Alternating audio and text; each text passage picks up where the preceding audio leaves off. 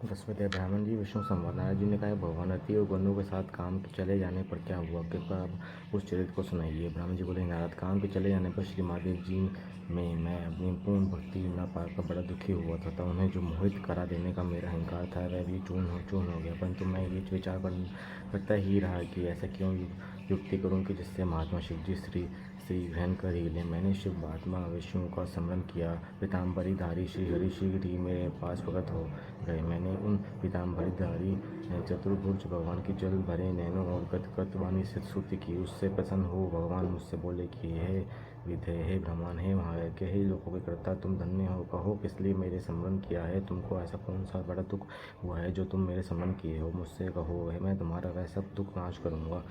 तब एक दीर्घ निश्वास लेकर हाथ जोड़ प्रणाम कर मैंने देवाधिदेव विष्णु जी से कहा, हे रामनाथ, हे मनोकामना देने वाले, मैंने रुद्र के समूह नारद सपरिवार समार्गन और वसंत के साथ काम को भेजा था, परंतु सब निष्फल हुआ। तब शिव तत्व विश्वराज अकल ज्ञानी श्री हरि जी मेरे वचनों को सुनकर विस्मित हो मुझसे बोले, हे पितामह, ऐसे तुम क्यों करना चाहते हो। पहले अपना सब विचार सत्य सत्य कहो।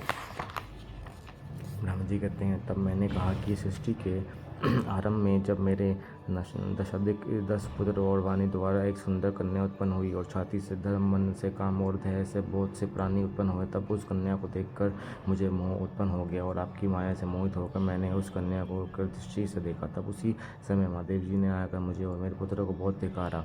मेरे पुत्रों के समक्ष मेरी निंदा की। इसका मुझे बड़ा दुख है। हे केशवर, अब वह भी स्त्री ग्रहण करे तब मेरा दुख दूर होगा और तब मैं सुखी हो जाऊंगा। बस इसलिए आपकी शरण में पड़ा हूँ। हे नारद, मेरी ऐसी बात सुनकर मधुसूदन भगवान ऐसे और मुझे प्रसन्न करते हुए बोले, विदेह, आप सब लोगों के कर्ता वेद वक्ता होकर ऐसी महामूर्ति वाले क्यों हो गए। हे मंदातमन, जड़ता छोड़कर ऐसी बुद्धि मत करो। तुम रुद्ररूप शिव जी से ईश्वर त्याग दो। यदि तुम्हारे विचार से शिव जी को स्त्री ग्रहण करना ही है तो पार्वती के उद्देश्य से शिव जी का स्मरण कर तप करो। अपने उद्देश्य से हृदय में पार्वती का ध्यान करो। यदि वह भगवती प्रसन्न हो जाएगी तो तुम्हारे सब काम पूर्ण हो जाएंगे। वह सर्वगुण संपन्न पार्वती अवतार ले लोक में किसी की कन्या हो जाएगी और वह श्री शिव जी की पत्नी होगी। इसके लिए तुम दक्ष को आज्ञा दे दो कि वह तप करे, इसकी भक्ति से पार्वती उसके यहाँ उत्पन्न हो जाएगी। हे तात,